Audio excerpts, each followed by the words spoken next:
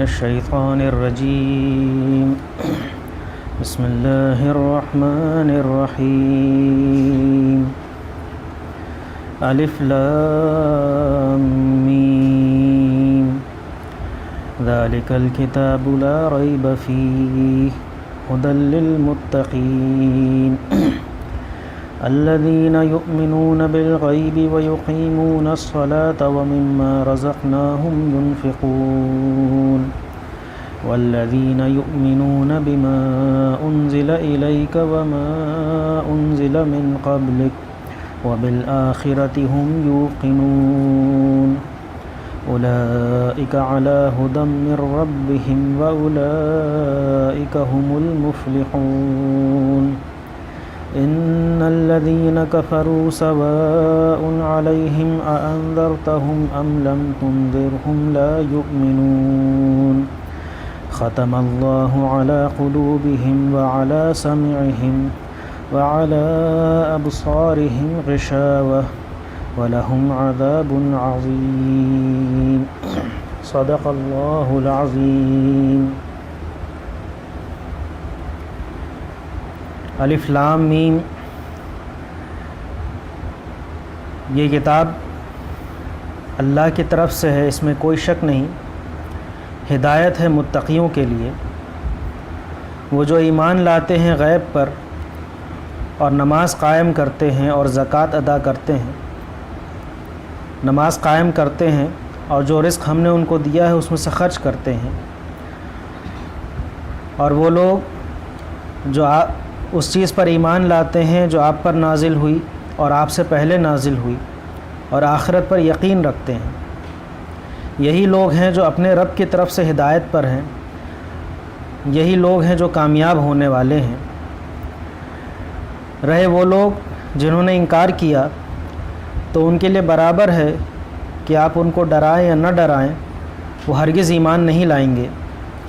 اللہ نے ان کے دلوں پر اور ان کے سننے کی طاقت پر ان کی آنکھوں پر مہر ثبت کر دی ہے، ان کے کانوں پر مہر ثبت کر دی ہے اور ان کی آنکھوں پر پردے پڑے ہیں اور ان کے لیے بہت بڑا عذاب ہے.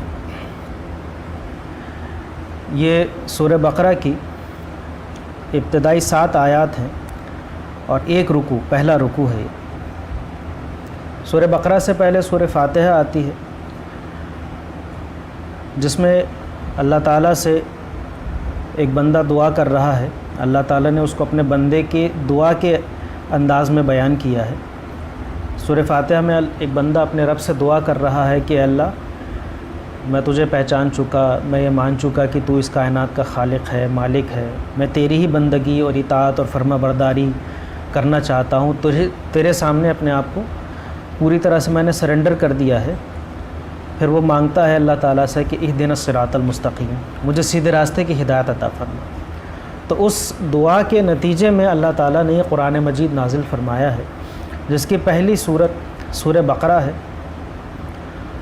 اور اس میں قبل اس کے کہ اللہ تعالیٰ ہدایت دینا شروع کرتا، وہ ہدایت کیسے حاصل کی جائے گی یا یہ ہدایت دینے کا کس کو فائدہ ہے اور کس کے لیے ہدایت بیکار ہے، اس کی تفصیل یہاں پر اس پہلے رکوع کے اندر اللہ تعالیٰ نے بیان کری ہے کہ ہدایت کی شرطیں کیا ہیں.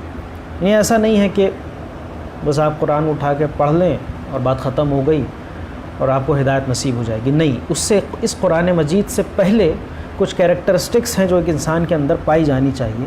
کل ملا کے 6 کیریکٹرسٹکس اللہ تعالیٰ نے یہاں پر بیان کری ہیں جو اس قرآن مجید سے ہدایت حاصل کرنے کے لیے انسان کے اندر موجود ہونی چاہیے. تو ان آیات کی تشریح شروع کرتے ہیں. پہلی آیت ہے الف لام میم. یہ 3 حروف ہیں جن کو الگ الگ کر کے پڑھا گیا. ان کو حروف مقطعات کہتے ہیں، آپ سب لوگ جانتے ہیں. ان کے بارے میں ایک رائے عام طور پہ مشہور ہے حروف مقطعات کے بارے میں کہ ان کے معنی مفہوم کوئی نہیں جانتا اور یہ متشابہات میں سے ہے. ان کے مفہوم کے معلوم کرنے کی کوشش بھی نہیں کرنی چاہیے. یہ بات صحیح نہیں ہے. البتہ اللہ اس کے رسول نے یہ نہیں بتایا کہ اس کے مفہوم کیا ہیں. اس کو ایسے ہی چھوڑ دیا. لیکن یہ جو انداز ہے حروف مقطعات کا استعمال کرنا، یہ عربوں میں معروف تھا، عرب اس کو استعمال کیا کرتے تھے. اور سلف نے، ہمارے بزرگوں نے، اسلام کے علماء نے ان حروف مقطعات کے معنی بیان کیے ہیں. یعنی ایسا نہیں ہے کہ کسی نے اس پر کلام نہیں کیا، کسی نے کچھ بتایا نہیں، ایسا نہیں ہے. اس کے معنی لوگوں نے بیان کیے ہیں، علماء نے بیان کرے ہیں. البتہ ان میں سے کون سا صحیح ہے کون سا غلط ہے اس کے بارے میں کوئی فیصلہ نہیں کیا جا سکتا. لوگوں کی اپنی اپنی تحقیقات ہیں، ان میں سے بعض تحقیقات کسی کو اپیل کر سکتی ہیں، بعض تحقیقات اپیل نہیں کر سکتی ہیں.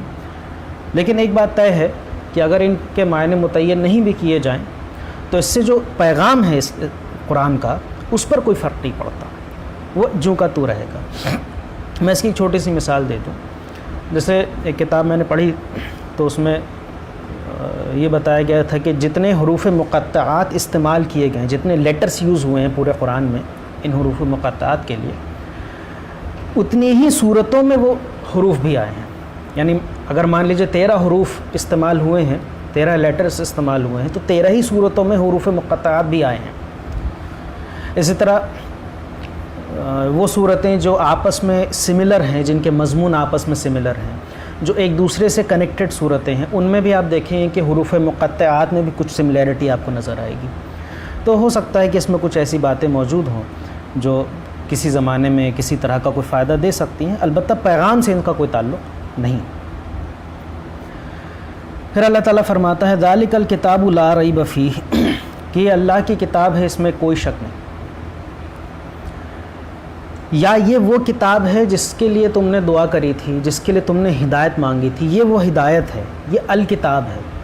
یہی وہ اسپیسیفک کتاب ہے جو ہدایت دے سکتی ہے.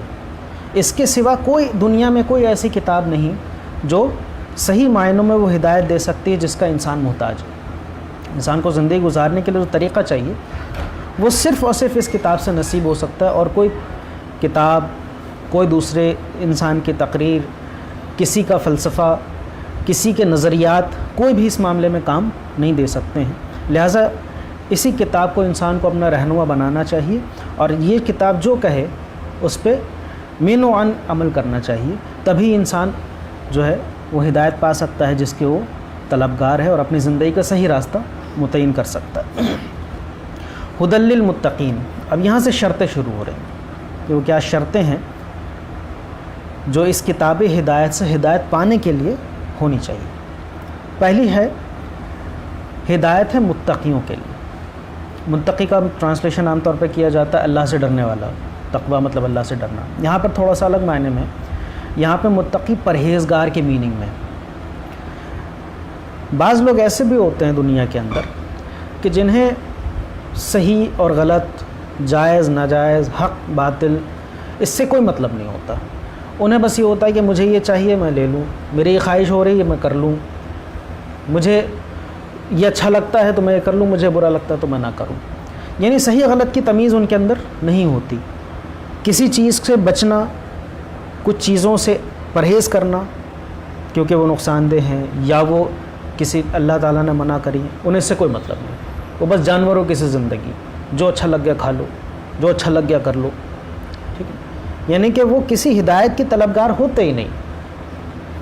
تو اللہ تعالیٰ نے کہا ایسے لوگوں کے لیے کوئی فائدہ نہیں، جو ہدایت چاہے ہی نہ، جو یہی نہ اسی بات کے لیے نہ تیار ہو کہ اس کتاب میں جو کہا گیا ہے وہ کروں گا، جو نہیں کہا گیا وہ نہیں کروں گا. جن کے اندر پرہیز کی صفت نہیں ہے وہ کیا پرہیز کی ہدایت پہ عمل کریں گے. ایک آدمی ڈاکٹر کے یہاں گیا، ڈاکٹر نے اس کو کچھ چیزوں سے پرہیز بتایا، وہ پرہیز کرنا ہی نہیں چاہتا تو اس کی بیماری کبھی صحیح نہیں ہو سکتی. تو پرہیزگار ہونا ضروری ہے انسان کے لیے کہ وہ صحیح اور غلط میں تمیز کرے اور غلط کو چھوڑنے اور صحیح کو اپنانے پر آمادہ. اگلی صفت ہے الذین یؤمنون بالغیب. وہ لوگ جو غیب پر ایمان لاتے ہیں.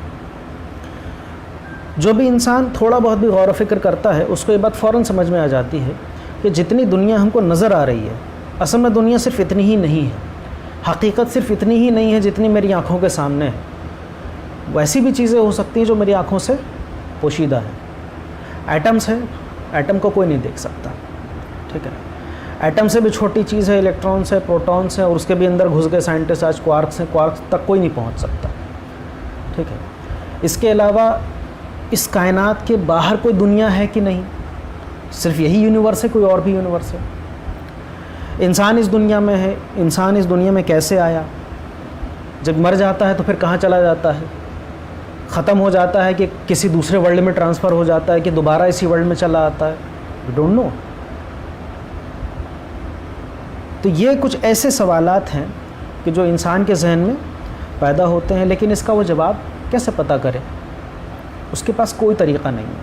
یعنی نہ وہ کوئی ایکسپیریمنٹ کر کے پتہ کر سکتا ہے کہ مرنے کے بعد کیا ہوگا، نہ وہ اپنی عقل سے سوچ کر یہ پتہ کر سکتا ہے کہ میں پیدا ہونے سے پہلے کہاں تھا. کیسے پتہ لگا؟ ٹھیک ہے، اگر عقل نے کچھ سوچ بھی لیا مان لیجئے، تو وہ صحیح سوچا غلط سوچا کیا پتہ. انسان اپنے احساسات اور اپنے قلب کے احساسات کے حساب سے یہ سمجھے کہ صاحب مرنے سے، وہ پیدا ہونے سے پہلے میں ایک روح تھا اور میرے ساتھ ایسا ایسا ہوا، پھر میں مر جاؤں گا تو پھر دوبارہ اس دنیا میں آ جاؤں گا. اس کو احساس ہوا اس چیز کا، اس کو عام طور پہ کشف کہتے ہیں، لیکن وہ بھی نہیں پتہ صحیح ہے کہ غلط. تو انسان کے پاس کوئی طریقہ نہیں ہے کہ ان غیبی چیزوں کے بارے میں جو چھپی ہوئی ہیں ہم سے، ہمارے سامنے ظاہر نہیں کی گئی، ان کے بارے میں پتہ لگا سکتے. ان کو غیب کہتے ہیں، جن کو ہم اپنے کسی بھی میتھڈ سے حاصل نہیں کر سکتے، اس کو غیب کہتے ہیں. تو اللہ تعالیٰ کہہ رہا ہے یؤمنون بالغیب، کہ غیب پر ایمان لاتے ہیں. یعنی وہ ایسے لوگ نہیں ہیں جو یہ کہتے ہوں کہ صاحب بس میں نے جتنا دیکھ لیا وہی حقیقت ہے، اس کے علاوہ جو ہے میں نہیں مانتا.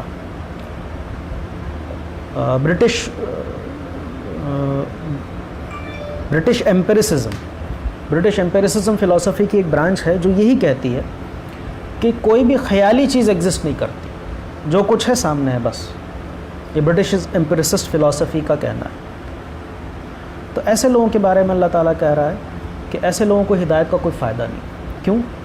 کیونکہ اس میں تو انہی کا جواب دیا گیا ہے، خدا ہے کہ نہیں ہے، ایک ہے کہ تین ہے، فرشتے ہیں کہ نہیں ہے، مرنے کے بعد کی زندگی کے بارے میں بتایا ہے، جنت دوزخ کے بارے میں بتایا ہے. تو اگر کوئی شخص یہ کہہ دے کہ میں نہیں مانتا ان باتوں کو، میں مانوں گا ہی نہیں، ٹھیک ہے، تو پھر اس کو ان کے بارے میں بتایا جائے تو کوئی فائدہ نہیں ہوتا. اچھا، ایمان کا کیا مطلب ہوتا ہے؟ یؤمنون بالغیب، کہ غیب پر ایمان لاتے ہیں. یہاں پر میں تھوڑا سا الگ ہٹ کے ایک وضاحت کر رہا ہوں. ایمان کا معنی ہوتا ہے کسی چیز، کسی کے اوپر اعتماد کرنا، کسی کی بات کو مان لینا. مثال کے طور پر میرا نام کیا ہے، کوئی بندہ مجھ سے پوچھے اور میں اس کو بتا دوں میرا نام فلاں ہے، وہ مان لے گا. تو ہمیں کہیں گے وہ مجھ پر ایمان لے آیا. کس معاملے میں؟ میرے نام کے معاملے میں. ٹھیک ہے. تو اسی طرح سے جو غیبی چیزیں ہیں ان کے بارے میں ہم تو ڈائریکٹلی پتہ کر نہیں سکتے، تو کون بتائے گا؟ اللہ بتائے گا، اپنے رسول کے ذریعے بتائے گا. تو اللہ اس کے رسول نے کوئی چیز بتائی تو اس کو ایسے ہی مان لینا. کس وجہ سے؟ کہ اللہ نے بتائی ہے، ہم نے مان لی. اللہ جھوٹ تو نہیں بولے، اللہ ہر چیز کا عالم ہے. تو اللہ نے بتائی ہے تو صحیح ہوگی. اس کو کہتے ہیں اللہ پر ایمان لے آنا. رسول نے بتائی، مان لیا ہم نے، تو اس کو کہیں گے رسول پر ایمان لے آنا. ٹھیک ہے. تو ایمان جو ہے کوئی اندھا یقین نہیں ہوتا کہ الل جلول کچھ بھی مان لیا آپ نے، بے دلیل آپ نے کچھ بھی مان لیا. اس کو ایمان نہیں کہتا. ایمان کے پیچھے ایک دلیل ہوتی ہے. وہ دلیل کیا ہوتی ہے؟ وہ عقل کی دلیل نہیں ہوتی، وہ دلیل اللہ اس کے رسول کی دلیل ہوتی ہے. ٹھیک ہے.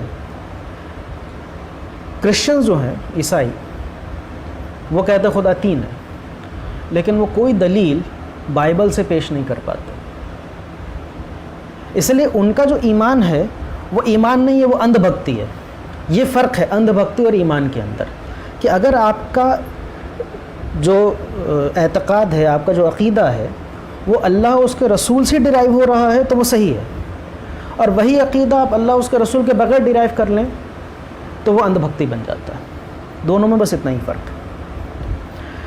پھر آگے اللہ تعالیٰ فرما رہا ہے وَيُقِيمُونَ الصَّلَاةَ، کہ وہ نماز کو قائم کرتے ہیں. ہدایت پر عمل کرنے کے لیے انسان کے اندر آمادگی بھی تو ہونی چاہیے کہ جو ہدایت دی جائے اس پر عمل کرے. کہ اللہ تعالیٰ نے کہا زکوٰۃ دو، اللہ تعالیٰ نے کہا اپنے رشتہ داروں کے ساتھ حسن سلوک کرو، اللہ تعالیٰ نے کہا نماز پڑھو، ہم نے اس میں سے جو اچھا لگا اس کو مان لیا، جو اچھا نہیں لگا اس کو چھوڑ دیا. ٹھیک ہے، تو جو آدمی ہدایت پر عمل کرنے کے لیے راضی نہ ہو اس کو بھی ہدایت کا کوئی فائدہ نہیں ہو سکتا. اور عمل پر راضی ہے یا نہیں اس کا سب سے بڑا ثبوت ہوتا ہے نماز.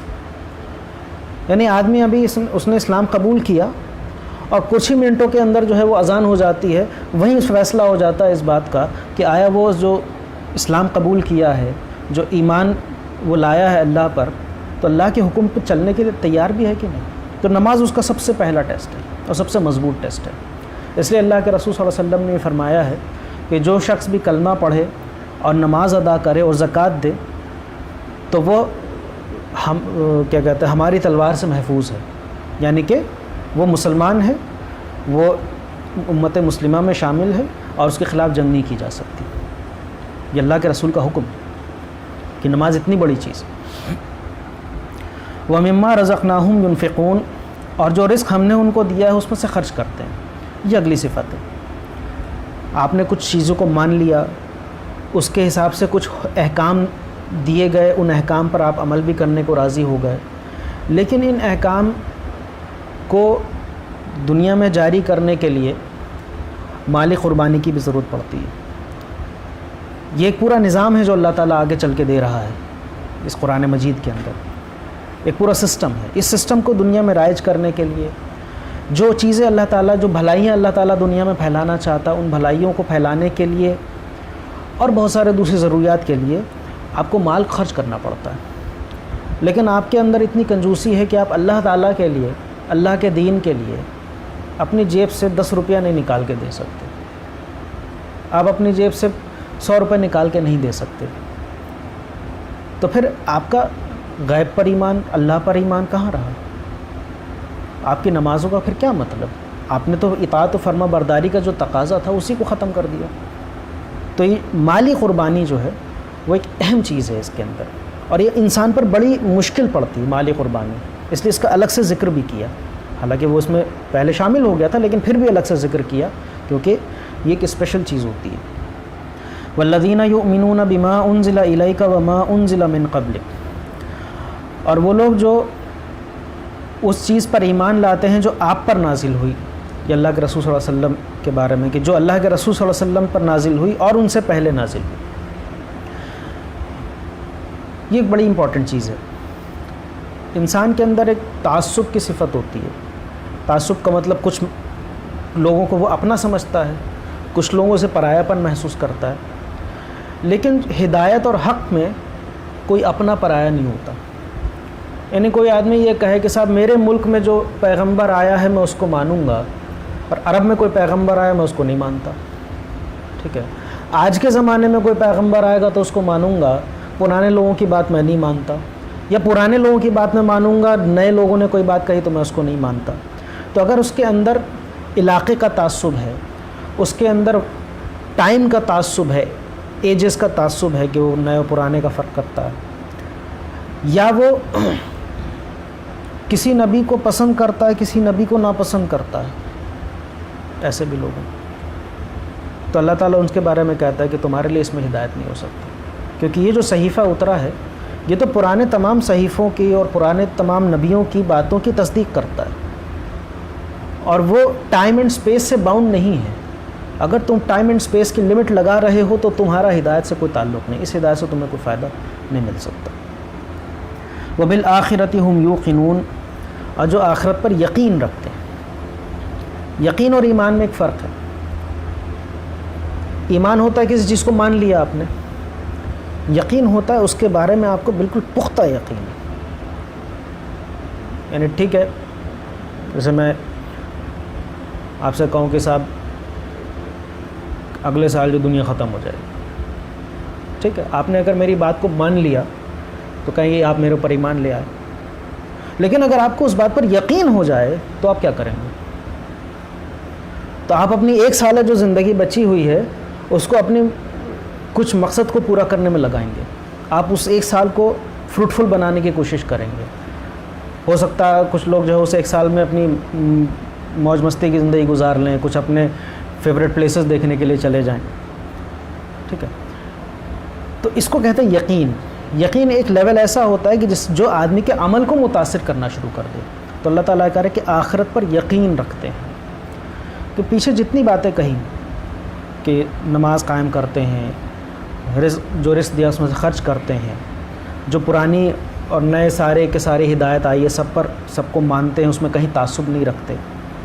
تو یہ آدمی جو ہے جو اس طرح کی چیزیں مانتا ہو, غیب پر ایمان بھی رکھتا ہے, وہ دنیا سے بالکل الگ ہٹ جاتا ہے. کیونکہ دنیا میں جو رواج چل رہے ہیں اس میں کوئی ہے وہ مٹیریلسٹ ہے, وہ غیب کو نہیں مانتا. کوئی ہے جو خدا کو تو ماننے کو تیار ہے.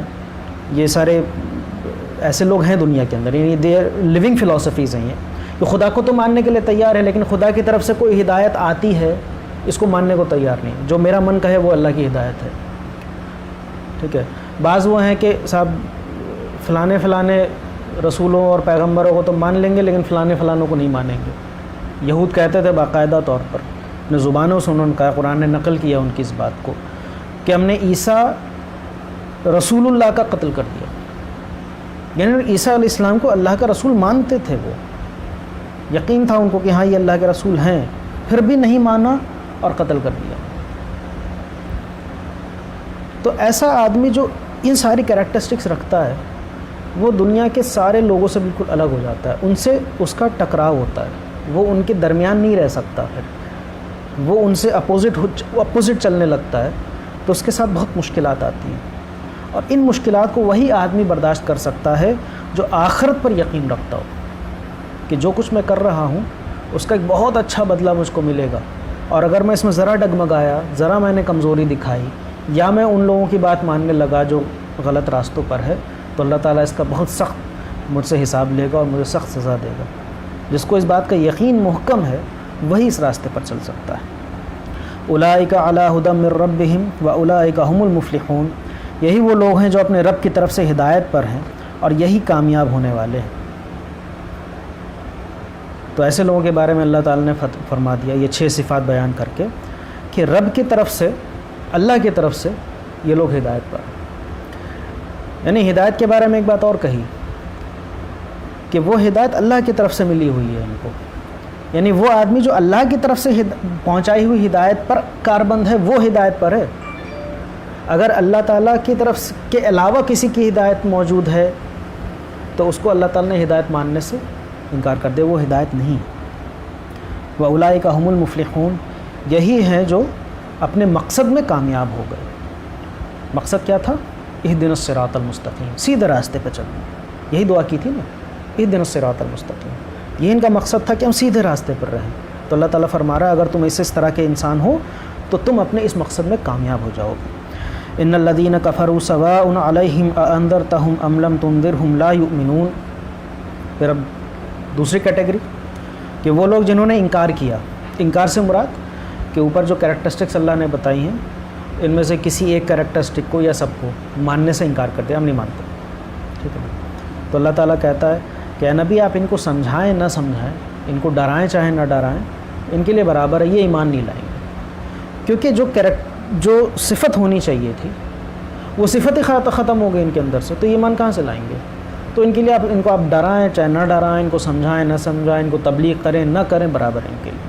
اور ہم نے سیرت میں ایسے لوگوں کو دیکھا, ابو جہل, ابو لہب, عتبہ, شیبہ, یہ ایسے لوگ تھے کہ جن کو اللہ کے رسول صلی اللہ علیہ وسلم نے نہ جانے کتنی طرح سے سمجھایا, کتنی وقت ان کے ساتھ گزارا. یہاں تک کہ ان کو سمجھانے کے لیے اللہ کے رسول صلی اللہ علیہ وسلم نے اپنے بعض صحابہ کو کبھی کبھی نظر انداز بھی کیا, جس کو قرآن میں پھر اللہ تعالیٰ نے ناپسند کیا, لیکن ان کو کوئی فرق نہیں پڑتا. تو یہ ایسے لوگ تھے جو کبھی ایمان نہیں لاتے. ختم اللہ علی قلوبہم وعلی سمعہم. اللہ تعالیٰ نے ان کے دلوں پر اور ان کے کانوں پر مہر کر دی. اس کا مطلب یہ ہے کہ ان کے اندر سے جو صلاحیت تھی وہ ختم ہو گئی, تو اب وہ ایمان نہیں لائیں گے. تو اس کو اللہ تعالیٰ نے کہا ہے کہ اللہ تعالیٰ نے ان کے کانوں اور دلوں پر مہر کر دی ہے. یہ الفاظ بہت جگہ آتے ہیں قرآن مجید میں, ٹھیک ہے. اور بعض اوقات کبھی کبھی یہ سوال بھی ذہن میں آتا ہے کہ بھئی اب اللہ تعالیٰ نے جب مہر کر دی تو پھر ان کی کیا غلطی؟ لیکن نہیں, یہ اللہ تعالیٰ نے اپنی طرف سے اپنی مرضی سے نہیں کر دیا ہوتا ہے, بلکہ انہوں نے اپنے اندر سے وہ صفت ختم کر دی جس سے وہ ہدایت پاتے. تب ان کے اندر کیا بچا؟ تو جب تک وہ ایسی کنڈیشن میں رہیں گے وہ ہدایت نہیں پا سکیں گے، ایمان نہیں لائیں گے۔ تو یہ ایک نیچرل چیز ہے، ہر نیچرل جو ایکٹ ہوتا ہے، ہر جو قدرتی کام ہوتا ہے، اللہ تعالیٰ اس کو اپنی طرف منسوب کرتا ہے، کیونکہ اللہ کرنے والا تو اللہ تعالیٰ ہے نا۔ جیسے اللہ تعالیٰ کہتا ہے ہم تم کو کھلاتے ہیں، ٹھیک ہے، اب بھئی کھانا تو ہمارے گھر میں پکتا ہے، امی کھلاتی ہیں یا بہرے کھلاتے ہیں، لیکن اللہ تعالیٰ کہتا ہے وہ کھلاتا ہے۔ اس کا مطلب کیا کہ یہ جو پورا پروسیس ہے کھانے پینے کا وہ اللہ تعالیٰ نے کریٹ کیا ہے، تو الٹیمیٹ کھلانے والا کون سا ہوا؟ اللہ تعالیٰ۔ تو وہی یہاں پر کہہ رہا ہے کہ تمہاری اپنی غلطی تھی جس کی وجہ سے تم نے صلاحیت کھو دی، تو گویا کہ اللہ نے مہر لگا دی۔ وَعَلَىٰ أَبْصَارِهِمْ غِشَاوَةٌ، اور ان کی آنکھوں پر پردے پڑ گئے ہیں۔ پردے پڑ گئے مطلب ایسا ہو گیا کہ ان کے سامنے بالکل کلیئر بھی ہو جاتی ہے چیز تو ان کو سمجھ نہیں آتا، تو گویا کہ آنکھ ہوتے ہوئے اندھے ہو گئے ہیں۔ اس کو ہم اپنی زبان میں بھی کہتے ہیں کہ تمہارے آنکھوں پہ پردے پڑے ہیں کیا، تم کو سچائی نظر نہیں آتی، یہ وہ چیز ہے۔ وَلَهُمْ عَذَابٌ عَظِيمٌ، اب وہ لوگ جو اس حال میں رہیں، جو بالکل جانوروں سے زندگی گزاریں اور ہر طرح سے اپنے انسان ہونے کے لیول سے گر جائیں، تو اب ان کے لیے اللہ تعالیٰ فرما رہا ہے کہ ان کے لیے عذاب عظیم ہے، بہت بڑا عذاب ہے، کیونکہ انہوں نے جانتے بوجھتے ہدایت کو اپنے اندر سے ختم کیا۔ تو یہاں پر یہ پہلا رکوع ختم ہوتا ہے۔ اللہ تعالیٰ سے دعا ہے کہ ہم کو ہدایت کے راستے پر رکھے اور اس پہ زندگی بھر کاربند کرے۔ وآخر دعوانا الحمدللہ رب العالمین۔ السلام علیکم ورحمۃ اللہ وبرکاتہ۔